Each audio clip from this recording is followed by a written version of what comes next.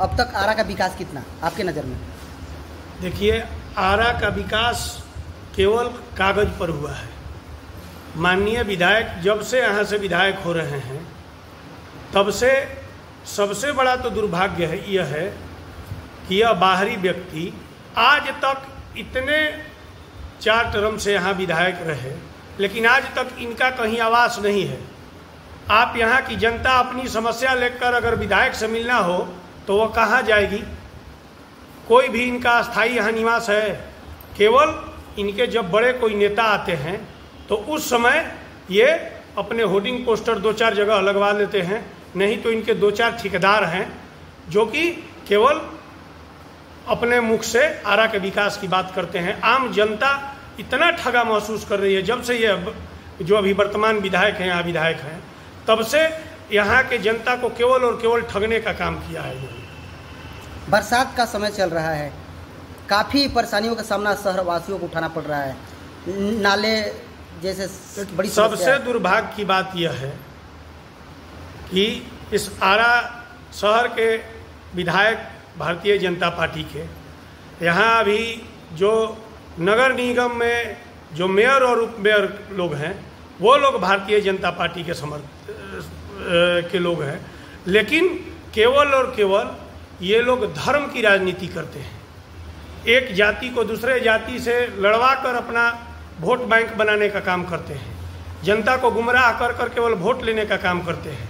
आप यह समझिए कि अभी पावन महीना सावन का शुरू हुआ है और आप किसी मंदिर में अगर भोलेनाथ को आपको दर्शन करने जाना हो, उनको जलाभिषेक करने जाना हो, तो आप नंगे पांव नहीं जा सकते हैं। शहर के सारे मंदिरों के आसपास वैसी कुव्यवस्था फैली हुई है, नाला सड़क पर बह रहा है।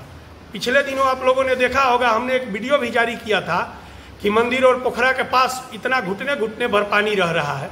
अभी हमने देखा आप लोगों के ही माध्यम से कि यहाँ जो शहर के बीचों बीच रमना मैदान में हनुमान जी के पास घुटना भर पानी भरा हुआ है, वो भी नाले का पानी है।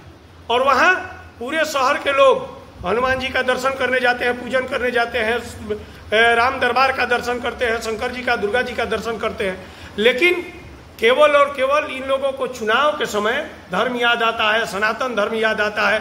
कोई राम भक्त बन जाता है, कोई कृष्ण भक्त बन जाता है, कोई राम लीला दिखाता है, कोई कृष्ण लीला दिखाता है, लेकिन जनता इन लोगों की लीला इस बार देख रही है और पिछले कई वर्षों से देख रही है कि केवल और केवल चुनाव के वक्त ये लोग धर्म की राजनीति कर कर और लोगों से वोट अर्जित कर लेते हैं। उसके बाद ये लोग जनता को उनके हाल पर छोड़ने का काम करते हैं, लापता हो जाते हैं। लेकिन इस बार हम लोग जनता के आवाज को बुलंद कर रहे हैं और जनता इन लोगों से इतना त्रस्त है कि आगामी चुनाव में इन लोगों का जमानत नहीं बचने वाला है। आरा विधानसभा में एनडीए के चेहरा कौन है अभी? एनडीए का और भारतीय जनता पार्टी का तो हालात ये हो गया है कि आप आरा देखिए या बड़ाहरा देखिए या किसी भी विधानसभा या शाहपुर देखिए, आप या बगल संदेश देखिए, जगदीशपुर देखिए, इन लोगों के पास कोई चेहरा नहीं है कि महागठबंधन के जो भी प्रत्याशी हैं या जो भी बनने वाले हैं उनके सामने एनडीए के कौन प्रत्याशी लाएं, एक भी चेहरा इनके पास नहीं है। इन लोगों ने आज तक किया क्या है? जनता को केवल ठगने का काम किया है। भारतीय जनता पार्टी कहने को तो बहुत बड़ी बड़ी बात करती है, लेकिन चुनाव आयोग के कंधे पर चढ़कर और बिहार में सत्ता चलाने का सपना देख रही है। जो वोटबंदी का उन्होंने अभी जो नौटंकी पसारा है इस बिहार में, जिसके लिए अभी आदरणीय नेता राहुल जी आए थे बिहार, और तेजस्वी जी और राहुल जी के नेतृत्व में पूरा बिहार बंद था। महागठबंधन के सारे नेता और कार्यकर्ता उस दिन सड़क पर थे।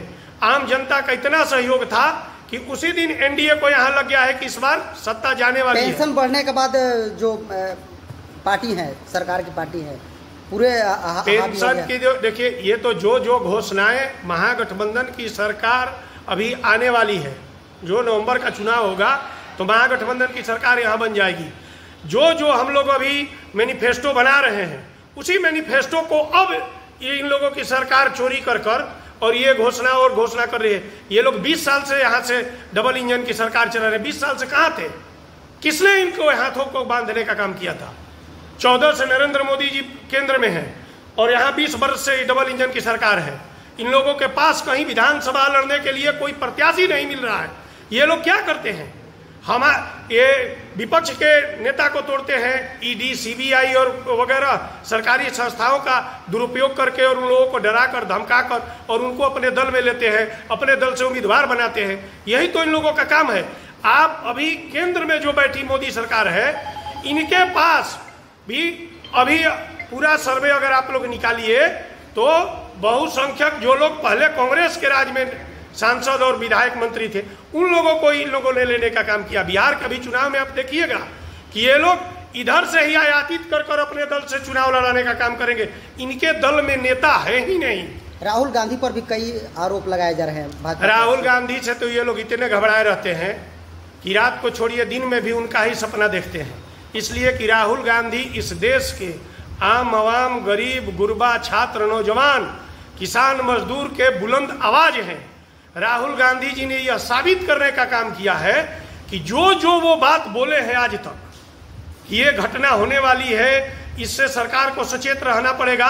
और ये लोग पहले उनकी बातों को अनसुना करते हैं, लेकिन बाद में सरकार को मुंह की खानी पड़ती है। राहुल गांधी जी से ये लोग घबराए रहते हैं, डरे रहते हैं, इसलिए कि राहुल गांधी जी विपक्ष की मजबूत आवाज है। आज तक ये लोग कई प्रकार के उन पर षड्यंत्र करने का काम किए, लेकिन राहुल जी एक कदम पीछे नहीं हुए हैं। 100 यूनिट बिजली की बात सामने आ रही थी इससे कितना सच्चाई है इसमें? ये बिल्कुल झूठा बात है।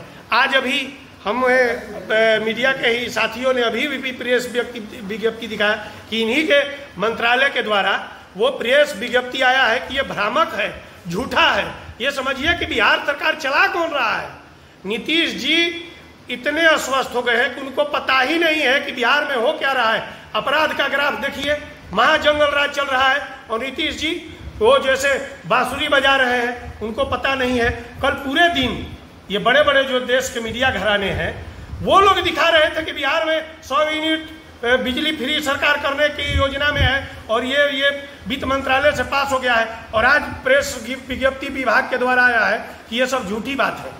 ये समझिए कि सरकार अपनी विश्वसनीयता खो चुकी है। जनता अफवाह क्यों फैलाए जा रहे हैं? अफवाह फैलाया जा रहा है कि इसलिए कि नीतीश कुमार जी के सरकार को यहाँ भाजपा ने जबरदस्ती रूप से कब्जा कर लिया है। नीतीश कुमार जी भी जब समय बीतेगा तो उनको ये समझ आएगा कि ये भारतीय जनता पार्टी के लोग उनके लिए ही प्रतिदिन कब्र खोदने का काम कर रहे हैं।